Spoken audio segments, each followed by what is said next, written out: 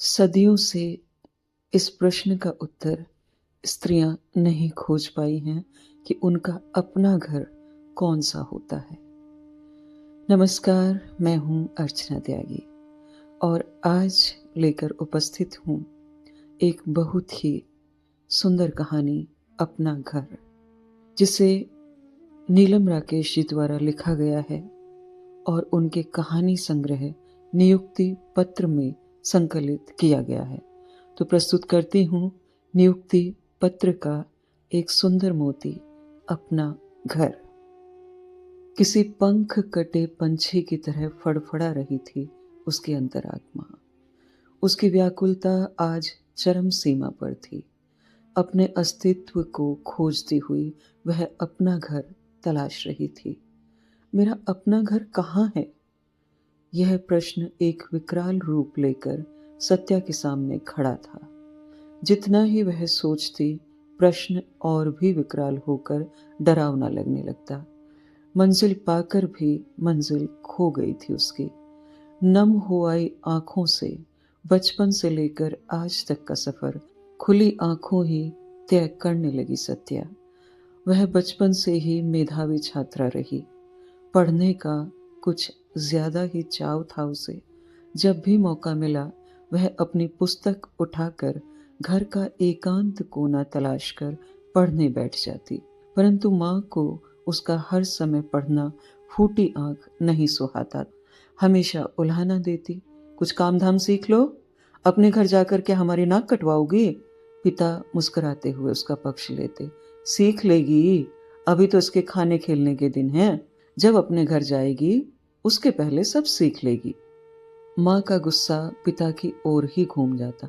खूब सिर चढ़ाओ लड़की को, जब इसके घर वाले ताना देंगे तब मुझे दोष मत देना, कह देती हूँ। हाँ, बचपन से ही माँ, दादी, पिता से यह सब सुनती आई थी, इसलिए सब बड़ा ही स्वाभाविक लगता था। एक विश्वास सा मन में बैठ गया था कि उसका एक अपना घर है कहीं, जहां उसे जाना है, जो उसका अपना होगा। उम्र के बढ़ने के साथ साथ वह विश्वास भी गहरा होता गया। अपने मन में सत्या ने अपने घर का एक सुंदर सपना संजोया और उसे कल्पना के सुनहरे रंगों से नित सजाने लगी। उस घर में रहने वाले अनजान अनाम लोगों के प्रति भी वह एक गहरा लगाव महसूस करने लगी। जो उसके अपने घर में रहते हैं वे एक दिन उसके अपने हो जाएंगे। समय कब ठहरा है, वह तो अपने सतरंगी पंख फैलाए सदा ही बढ़ता रहता है। फिर भला लड़कियों को बढ़ने में कितना समय लगता था। एक एक कर उसकी दोनों बड़ी बहनें ब्याह दी गईं। उनकी शिक्षा के पूरा होने न होने का किसी ने नहीं सोचा, न ही उन्हें स्वयं कोई चिंता थी। बस जैसे ब्याह की ही अनिवार्यता, उसी की प्रतीक्षा थी। किसी तरह इंटर किया और अपनी अपनी दुनिया में मगन हो गई। बहुत अच्छे अंकों से सत्या ने इंटर पास किया। माँ और दादी ने उसकी शादी के लिए रोज हल्ला करना शुरू कर दिया। माँ का वही पुराना तर्क, हमें जितना पढ़ाना था पढ़ा दिया, अब आगे पढ़ना है तो अपने घर जाकर पढ़ लेगी, तुम तो बस इसके हाथ पीले करो। केवल अपनी जिद और पिता के सहयोग से ही सत्या कॉलेज जा सकी, किंतु झटका उसे तब लगा जब बीए प्रथम वर्ष का परीक्षा फल आते ही उसे अपनी शादी तय होने की भी सूचना मिली। उसने तो घर सिर पर उठा लिया, बीए करने से पहले ब्याह नहीं करूंगी, यही जिद थी उसकी। किंतु कहाँ चली उसकी कोई बात। घर परिवार की मान मर्यादा, समाज, हजार बातें समझाई गई उसे। पिता ने कहा, तेरे घर वाले बहुत अच्छे लोग हैं, वो तुझे आगे जरूर पढ़ाएंगे, चिंता बिल्कुल मत कर, मैं उनसे बात कर लूंगा। अपने घर में आकर बहुत खुश थी वह। सबने उसका खुले मन से स्वागत किया था। यह 3 महीने पति के साथ घूमते फिरते कब कैसे बीत गए पता ही नहीं चला। अपनी मंजिल को पाकर वह तृप्त थी।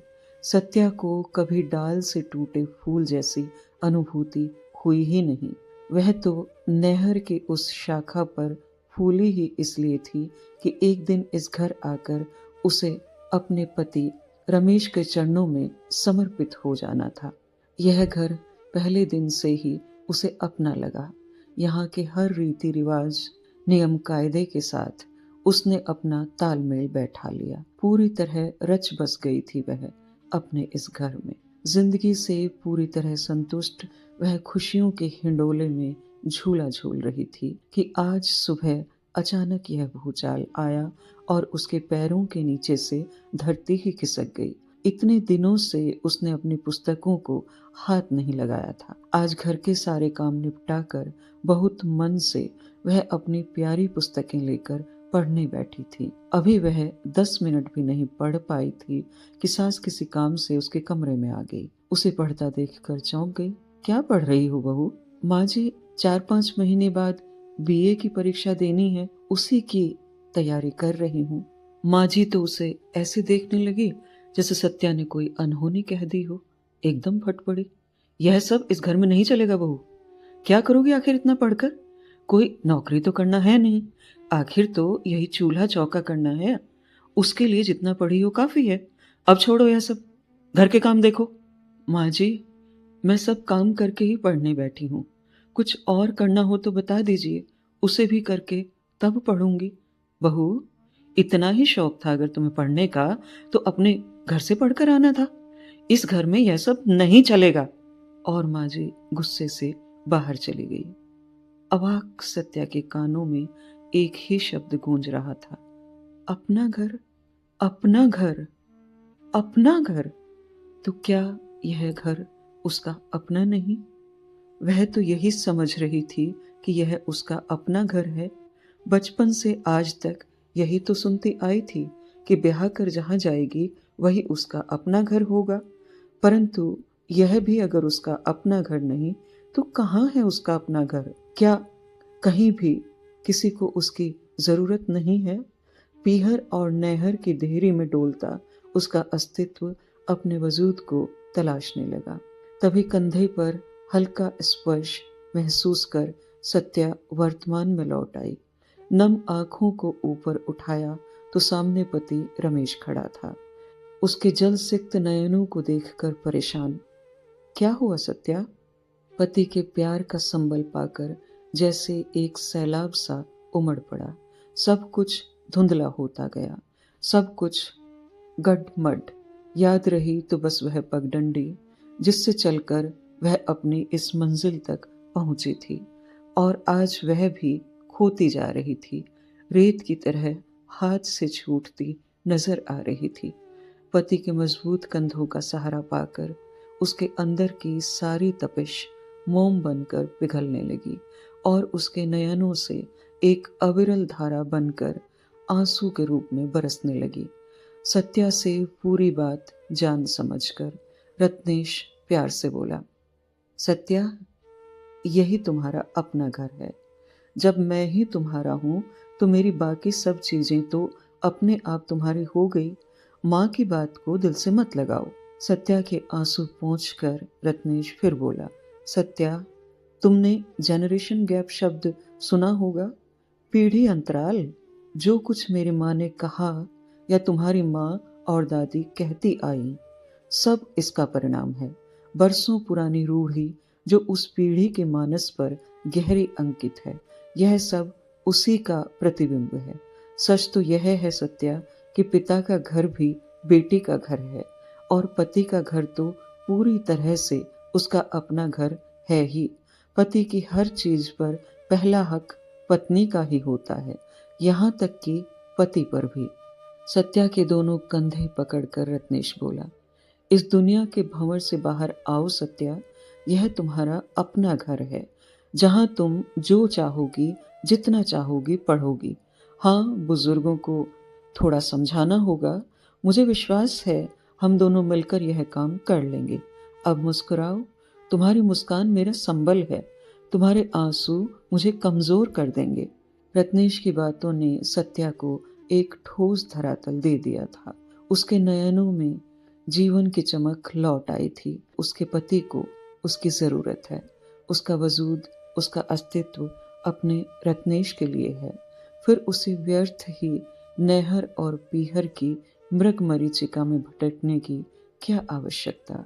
पति के आगोश में सिमटी सत्या को लग रहा था जीवन के ठोस धरातल पर चारों ओर प्यार की धूप खिल उठी है और जिंदगी एक नए अंदाज में मुस्कुराने लगी है।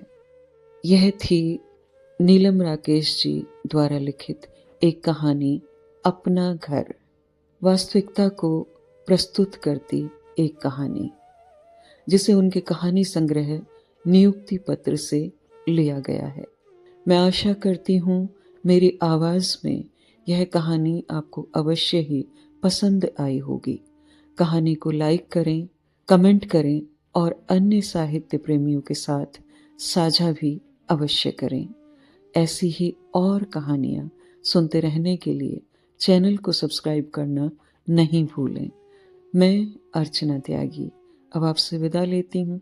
फिर मिलते हैं एक और कहानी के साथ बेहतरीन कहानियों के सफ़र में। धन्यवाद। अगर आपको रचना पसंद आती है तो लाइक्स और कमेंट्स ज़रूर करें और शेयर कीजिए।